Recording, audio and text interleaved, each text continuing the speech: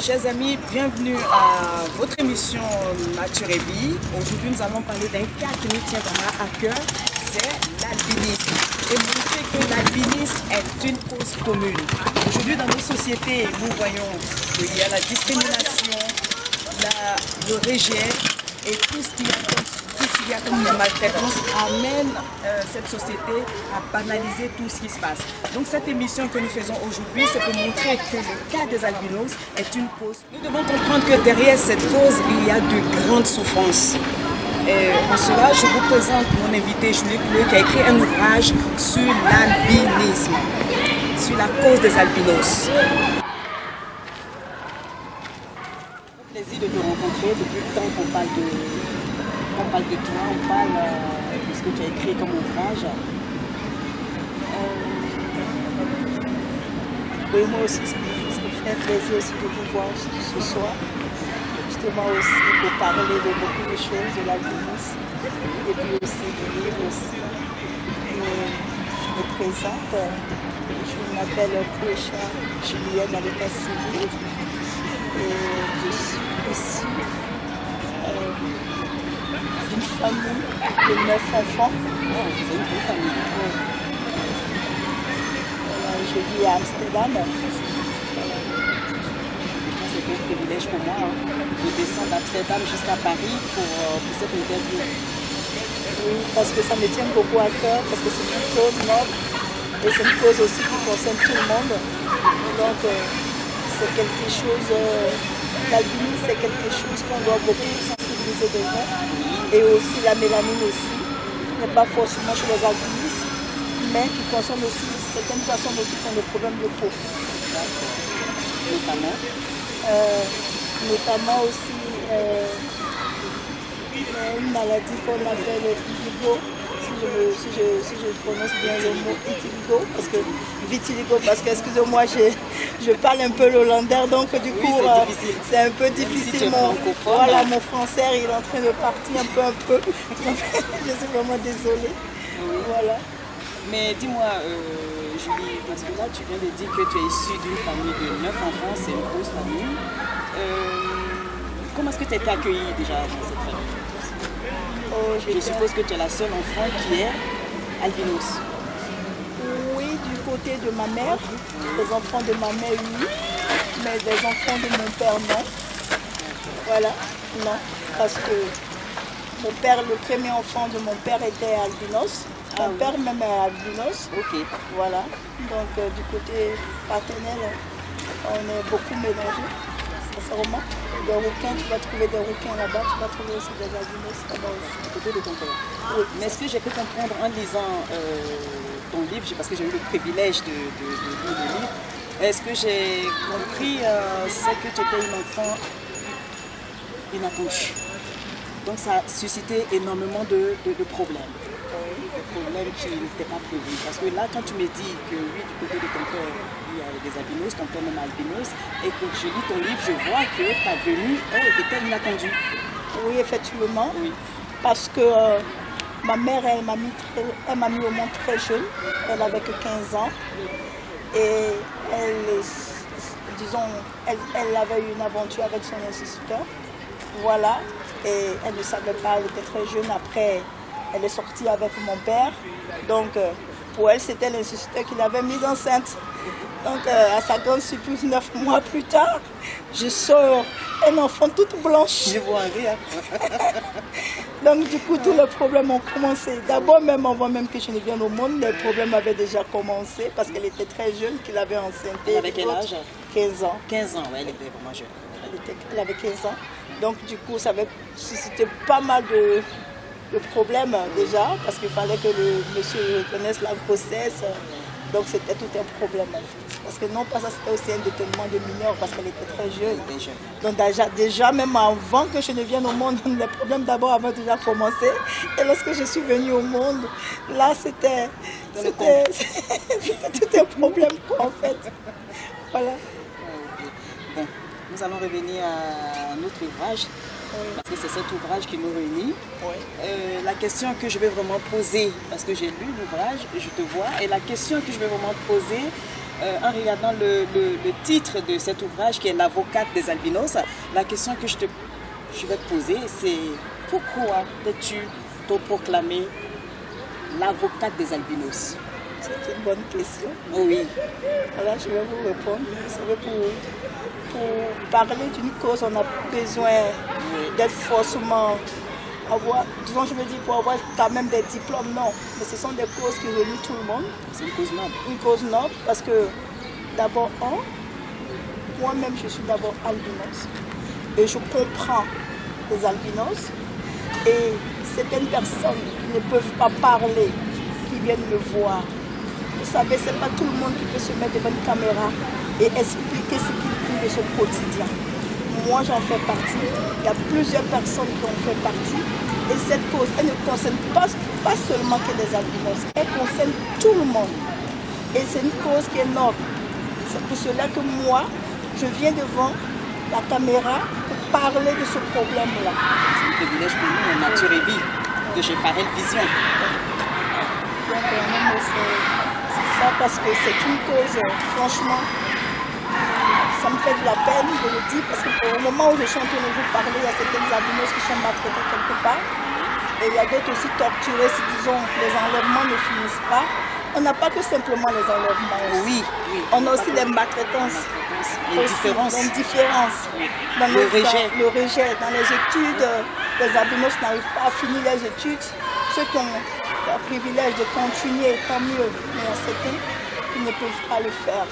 Pourquoi? À cause du mépris, à cause du rejet. Donc c'est pour cela que moi aujourd'hui, je parle, je dénonce tous ces faits-là pour que les autorités prennent conscience. Je sais qu'ils prennent conscience, mais pour qu'ils aient encore plus d'avantage de pouvoir nous aider à pouvoir trouver une solution à tous ces problèmes-là en fait. Ce que je voulais te poser comme question, Julie, c'est quelle est la description d'un albinos? Bon, parce qu'en parlant, tu as parlé de mélanine, tout ça. J'aimerais bien que tu expliques, parce qu'un albinos, on voit un albinos, on se dit il est blanc, il est noir, on ne sait pas. Parce que je sais que chez les blancs aussi, il y a des albinos, c'est pas seulement chez les Africains. Un albinos, quelle est sa particularité? C'est quoi son problème, un albinos? Ok, je vais vous le dire. Avant d'aller plus loin, je vais prendre d'abord mon cas. Je vais vous expliquer parce que je suis albinos. C'est un très bon cas. Voilà. D'abord, moi, Julie, je parle d'abord moi, je vais demander généraliser tout le monde. D'abord, j'ai un problème de peau. Je ne peux pas sortir lorsqu'il fait chaud. Je ne peux pas sortir. Lorsque je sors, vous voyez, je vais vous donner un exemple. J'ai des taches qui sortent sur la peau. C'est le soleil qui provoque tout ça. C'est le soleil qui provoque tout ça. Wow. Parce que j'ai vécu en Afrique. Je sais qu'en Europe aussi, c'est vrai, il y a le soleil. Oui. Mais, ça c'est d'autres choses encore que je vais développer. Mais l'Afrique, il fait beaucoup chaud. Et lorsque tu n'as pas aussi, les parents aussi pour t'encadrer, tu es livré à toi-même. Ça fait honte. Et je ne vais pas encore aller dans ce détail-là. Parce que je m'aurais dit que il y a un problème visuel. J'ai un problème visuel qui ne me permet pas de voir à certaines distances. Même avec les lunettes? Non, les lunettes, elles sont là juste pour m'aider, pour éclairer, c'est tout. Mais elles ne guérissent pas le mal. Et ensuite, je porte aussi des lentilles. Des lentilles en plus des lunettes? En plus des lentilles, mais ça ne guérit pas le mal. Pas du tout. J'ai un problème à chaque fois de migraine parce que mes yeux, puisque je ne peux pas avoir une certaine distance, je suis obligée de forcer. Et plus je force, plus j'ai la migraine. Les médecins ne peuvent pas déterminer à quel moment je vais devenir aveugle. Mais ils savent simplement que je vais devenir aveugle, ils ne savent pas à quel moment. Donc je parle de moi en tant qu'albinos. Et c'est un cas qui est général pour tout le monde. On se fatigue très vite parce qu'on utilise beaucoup les nerfs optiques. Voilà, justement. Et c'est ça qui est le problème en fait. Et c'est pas que ça seulement. Il y a beaucoup d'aspects aussi qui rentrent en ligne de compte aussi. Parce qu'on est aussi exposé au cancer de peau. Parce que vous voyez ces taches que vous voyez sur ma peau. Lorsque ce n'est pas bien protégé, je peux avoir ce qu'on appelle le cancer de peau. Voilà. Donc on a pas mal de soucis en fait. Donc, tu m'as parlé de la peau, tu m'as parlé des yeux, mais ce que je voulais savoir, est-ce qu'un albinos, s'il y a des différences entre les albinos, Oui. Un albinos peut avoir le problème oculaire ou un albinos peut avoir seulement un seul cas, soit de la peau ou des yeux, je voulais savoir. Moi, j'ai les deux. Là, tu as les deux. Il y a d'autres albinos qui n'ont uniquement que dans les yeux. Ils n'ont pas ça sur la Ils arrivent à voir. Voilà. Même à conduire aussi. Conduire aussi. Des albinos qui conduisent. Okay. Oui. Mais moi, par contre, je ne peux pas conduire parce que j'ai ça, de ces deux types. La peau et les yeux. Voilà. J'ai le cutané. Justement. Donc je ne peux pas conduire. Je ne peux pas, quand je dis conduire, je ne peux même pas. Il y a certaines choses même que j'ai envie de faire. Mais je peux. Ce n'est pas question de moyens financiers, mais la capacité ne me permet pas de le faire. Dis-moi Julie, parce que moi quand je lis ton livre, je vois qu'il y a eu beaucoup de souffrance. Dans ce livre, beaucoup de souffrance énormément. Comment tu as vécu, déjà tu as parlé de ta venue même au monde, le rejet que tu as subi et tout ce qu'il y a autour. Aujourd'hui tu es en Europe, mais ce que je voulais savoir c'est comment tu te positionnes dans la société en tant qu'albinos et toutes ces souffrances, est-ce que ces souffrances se sont atténuées? Est-ce que tu vis toutes ces souffrances? Et le fait même de t'auto-proclamer avocate des albinos, est-ce que tu défends le cas des albinos un peu partout dans le monde, hein? Parce que les albinos, ce n'est pas seulement en Afrique ou en France, mais les albinos partout. Ce que je m'aurais dit, ouais, c'est une partie, disons, c'est nous, c'est ce que je vous dis que c'est avec... aujourd'hui, quand j'explique cette histoire, je ne pleure pas. Je ne pleure pas parce que le temps m'a permis de surmonter certaines épreuves, en fait. Parce que j'ai vécu dans la souffrance. Je suis née, comme je vous l'ai dit, bon, ma mère en était 3, parce que ma mère a fait 2. Après moi, elle s'est remariée, elle a fait d'autres enfants. Et ces enfants ne sont pas albinos, c'est moi seule. Parmi les enfants de ma mère qui étaient albinos, et dans ma famille, j'étais rejetée. Je n'avais jamais... Quand ils faisaient même le programme, ils ne m'ont jamais mis dedans, même que j'étais un enfant. J'étais exclue carrément. Et même pour aller à l'école, c'était tout un problème. Parce que je me sentais rejetée, abandonnée. Un enfant a besoin d'affection. J'ai grandi sans affection. Et c'était carrément difficile. Aujourd'hui, au moins, quand je parle, parce que je suis devenue maman aussi, oui. Ça fait que ça a atténué cette souffrance, mais je ne peux pas dire que c'est à 100%. Mais quand je parle, je ne pleure plus. Je ne pleure plus. C'est pour cela que je fais ce livre-là, pour me soigner moi-même. Et puis aussi, pour défendre certaines personnes qui sont dans mon cas. C'est ce qui t'a conduit à écrire cet ouvrage, l'avocate des albinos. Oui, c'est ce qui m'a permis. Quand tu dis défendre certaines personnes, tu veux parler concrètement? Je veux parler des albinos, en fait. Ceux qui vivent, que ce soit en Afrique, partout dans le monde. Parce que je sais que la discrimination, là, elle est partout. Elle est partout. Et ici, au moins en Europe, c'est vrai, on ne va pas te faire la même chose comme en Afrique. Mais en Afrique, moi qui ai vécu là-bas, c'était pire. Je ne pouvais pas l'acheter la nourriture. Parce que quand je ne veux pas l'acheter la nourriture, on ne me sert pas. La dame, elle a te dit carrément que j'ai peur de toi. Je suis obligée par moment de payer d'autres enfants pour m'acheter la nourriture. C'est-à-dire que si j'ai 100 francs, je vais donner 25 francs à la personne pour que la personne puisse aller m'acheter la nourriture de 75. Oh, la nourriture même là, 75 elle est petite. Il faut 100 francs pour bien manger à l'aise. Et je n'ai pas le choix. Parce que si moi-même je m'en vais, qui va me servir? Personne ne va me servir. Même à l'école, j'étais obligée de payer certains enfants pour m'aider à copier mes leçons. Ceux qui veulent le mettre, ceux qui veulent ne mettre pas. D'autres même en pleine récréation, en pleine 10 heures, puisque j'ai des problèmes de vue, je ne peux pas sortir au dehors. D'autres enfants me tapent et puis ils vont s'arrêter sous le soleil. Parce qu'ils savent que je ne peux pas arriver là-bas. Tu ne peux pas les rattraper. Je ne peux pas les rattraper. Et le professeur, bien l'instituteur qui rentre, lui, s'en fout. Puisqu'on lui dit que c'est elle, lui aussi, il a peur de l'albinos qui est là. Mais oui. Et aussitôt, en même temps, il commence à m'engueuler. J'avais tout un tort à l'école. Il n'y avait personne pour me défendre.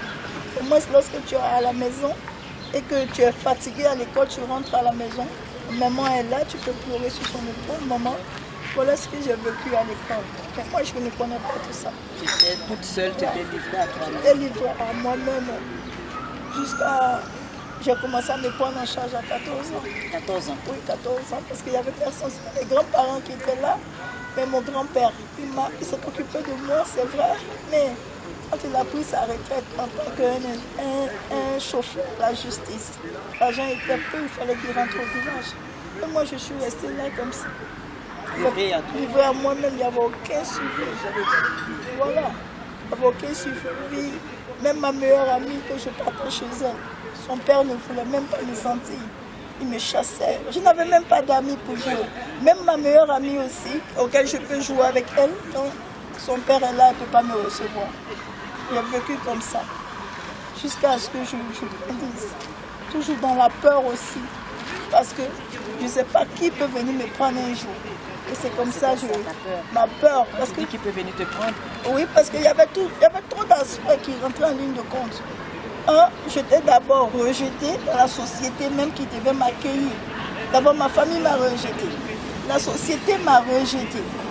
Donc, je ne savais plus sur qui m'appuyer. Et encore, il y avait les histoires aussi d'enlèvement qui étaient là. Il y a d'autres qui venaient me proposer. Quand tu parles d'enlèvement, des crimes rituels? Oui, des crimes rituels et autres. Et il y a aussi le pire. D'autres viennent avec des œufs, on me dit de te donner ça. En dessous, comme j'étais un fétiche. Un fétiche. Je vous assure, c'était une perturbation tout le temps. Je n'ai pas connu ce qu'on appelle la journée de vie. Sincèrement, je ne peux pas cacher ça. Je n'ai pas connu ça. C'était difficile pour moi de manger avec les gens. Parce que la personne n'est pas prête à m'accepter. Il s'est dit que s'il mange avec moi, il va devenir tout de suite albinos. Mais ça, son enfant va devenir albinos. Et personne n'acceptait voilà, les albinos à cette époque. Bon, maintenant, c'est vrai. Plus la sensibilisation continue, plus il y a certains albinos qui sont... Sincèrement, les parents ont eu le temps de bien encadrer leurs enfants. Oui. Mais nous autres, ça n'a pas été notre cas. Je ne blâme pas ma mère. Je ne blâme pas, je suis dans l'ignorance aussi. Voilà. Donc, j'ai vraiment souffert. Et quand j'ai quitté aussi la Côte d'Ivoire, je suis aussi partie aussi en Tunisie. Là-bas, j'ai cru que ma souffrance allait s'éteindre parce que je me disais que mon problème, c'était parce que j'étais en Afrique. En Côte d'Ivoire. En Afrique subsaharienne. Voilà. Je ne savais pas que même en Tunisie, ça me poursuivait. C'était comme le rejet, quand il te suit, franchement, il te suit comme une peste, quoi, en fait.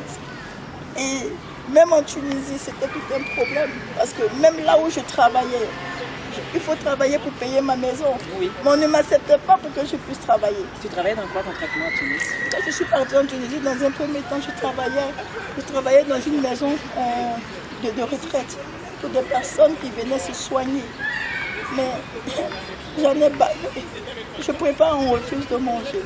Ah bon? Oui, je t'assure. On refusait de manger la nourriture que je prépare. Et on m'insultait. Oh, d'autres disent blanc raté, d'autres disent le génie de la forêt. On m'a donné toutes sortes de noms. Pourtant, ce sont des Africains. Mais on m'a traité comme, franchement, comme une personne qui n'avait pas le droit de vivre, quoi. Franchement, j'en ai vraiment... Je ne sais pas si je peux dire ce mot, mais j'en ai vraiment bavé, franchement. Oui, tu as le droit de le dire. J'avais vraiment bavé, voilà. Très, très bavé. Ce sont des plaies qui sont en moi, qui sont en train de prendre du temps pour cicatriser, sincèrement. Beaucoup cicatriser. Voilà. Même pour dormir avec des gens, c'était tout un problème. En plein hiver, en Tunisie, on m'a chassé de la maison où je vivais, parce que la fille, elle ne voulait pas m'accepter chez elle. Parce que je suis albinos. Parce qu'en Tunisie, en fait... puisque on prend un appartement et puis on commence à... Pour location. Voilà. Et moi, je partageais la chambre avec une jeune fille. Mais puisque je ne trouvais pas du boulot pour pouvoir payer la maison. Donc je lui ai dit, s'il te plaît ma soeur, est-ce qu'on ne peut pas trouver une troisième personne pour mettre dans la maison comme ça? Le peu que moi je gagne, on pourra prendre ça. Elle me dit carrément que de toutes les façons, toi-même je ne vais pas accepter dans la maison, c'est l'autre qui a fait, parce que moi les abonnés je n'aime pas. Et de deux, comme tu veux une troisième personne, alors c'est toi qui vas partir. Moi, j'ai cru qu'elle blaguait. Bien avant ça, quand je rentre dans la cuisine, si j'ai touché à la cuillère, avant que je vais partir pour revenir là, On va laver la cuillère à 7 fois. À ce point? À ce point. Je vais dans les toilettes, je sors, on va prendre du javel pour venir. Même quelqu'un même qui a une maladie, même infectieuse, même c'est pas jusqu'à ce point quoi, franchement. On va aller laver les toilettes avec du javel parce que je suis rentrée là-bas. Vous voyez, ça a été des moments difficiles jusqu'à ce qu'on me mette au dehors à 23h en plein hiver le 27 décembre. Ah oui? Oui, je me suis retrouvée dans les rues de Tunis. Je ne savais même pas où aller, où dormir.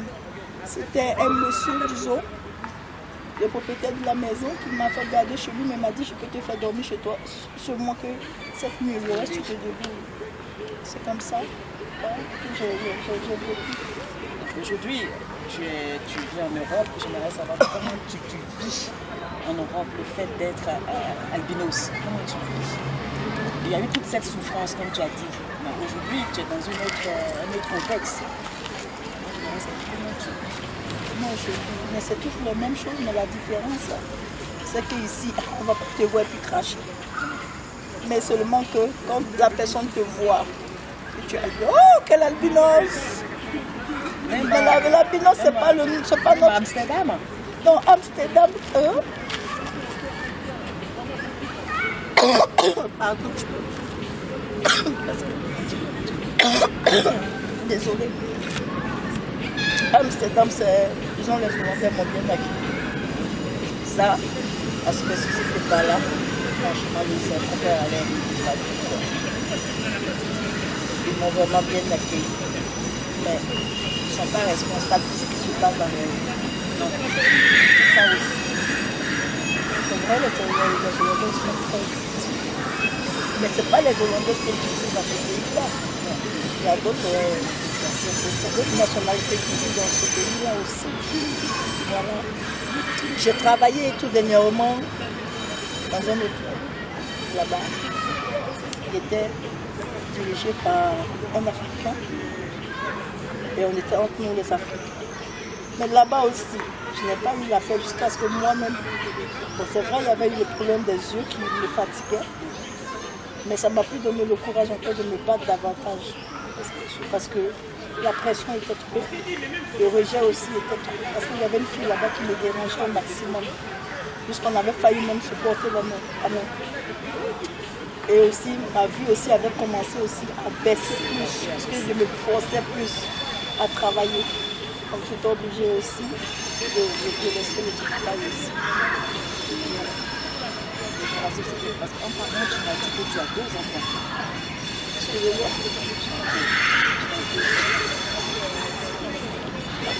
Oui, j'ai 2 enfants. Voilà, je les ai eu très tôt parce que c'est ce que je vous explique. Je me suis prise en charge à 14 ans. Voilà. Pas parce que j'étais prête. Et où aller en fait? On a besoin de suivi. J'avais besoin de suivi. Voilà. Et la personne qui était en face de moi, il était plus âgé que moi, mais au moins il me donnait à manger. Excusez-moi de dire ça. Mais au moins il prenait soin de moi. J'étais qu'une gamine. Mais au moins je suis fière de mes enfants. Et mes erreurs ne sont pas les erreurs de mes enfants. Non, non, non. Ces enfants, je les ai eus, c'est vrai, très tôt. Et je les aime. Ils sont pour rien. Ils n'ont pas demandé à venir tôt au monde. Mais c'est la situation qui a fait. Et c'est devenu comme ça. Ma fille, elle a 19 ans aujourd'hui.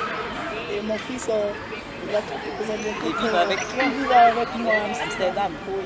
Mais ce n'est pas aussi facile pour eux parce qu'il faut gérer aussi les questions de tout le monde. C'est les mamans, l'albinos, ils se sont posés pas mal de questions aussi. Pourquoi nous aussi, voilà, ils sont aussi confrontés aussi à cela tout le temps. Mais tu arrives à gérer cette situation? Oui, j'arrive à gérer, mais c'est pas facile. C'est vraiment pas du tout facile. Mais je ne peux rien y faire. Je dois vivre avec ça tous les jours sur mon quotidien. Aujourd'hui, tu fais tout le travail, et surtout avec le livre, puisque tu m'as dit que le livre, c'est une thérapie pour toi-même. Oui. Hein? Tu m'as dit, c'est ce que tu m'avais dit, Julie. Oui, c'est une thérapie. C'est une thérapie pour toi. Le fait d'écrire cet ouvrage et te positionner en tant qu'avocate des albinos, parce que tu défends, parce que je t'ai vu dans plusieurs interventions, hein, dans des différents débats, tout ça, et tu prends position et tu défends vraiment la cause des albinos. Oh oui, c'est une thérapie pour moi. d'abord, parce que pourquoi je fais une thérapie pour moi? Parce qu'en écrivant, ça me guérit moi-même. Oui. Et ça me permet aussi de comprendre l'autre qui est en face de moi, comment l'amener aussi à guérir. Voilà.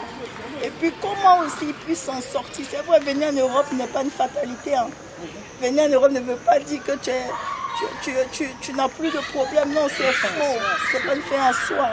Mais au moins, c'est pour lui dire que j'ai travaillé dur pour en arriver là. Ça n'a pas été facile. Je n'ai pas regardé parce que mes parents m'ont rejeté. Donc je ne peux pas me battre. Non, j'ai travaillé dur. Malgré qu'on me rejetait. Malgré que je dormais dans l'hiver. Mais j'ai travaillé dur pour en arriver là. Je veux aussi les encourager aussi. Dire que si moi j'ai pu faire avec les problèmes Dieu, c'est vrai, c'est pas du tout facile parce que je sais de quoi je parle. Mais eux aussi, ils peuvent s'en sortir. J'y crois. J'y crois qu'ils peuvent s'en sortir. Voilà, j'y crois. C'est pour cela que je vais sortir ce livre-là pour la crise.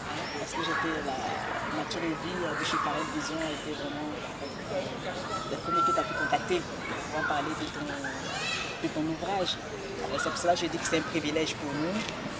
Et nous avons déjà abordé tous les points de ton livre. Et je remercie tous nos amis qui nous suivent.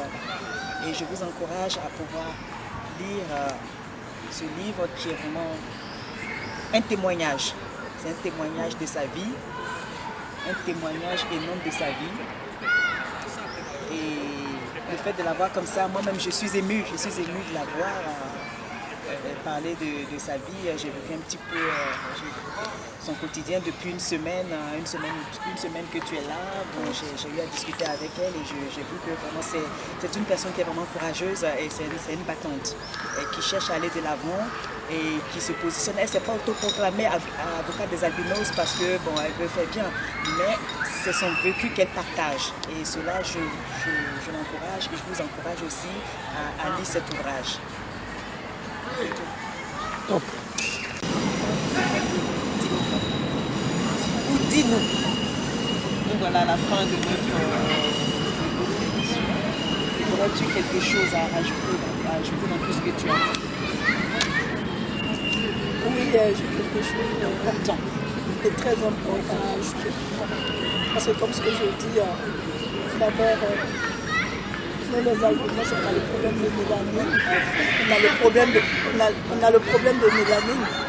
Ça veut dire que quoi la mélanine? Parce que vous permet à être noir. Et c'est ce qui vous permet de voir à distance. Le noir de votre yeux fait partie de la mélanine.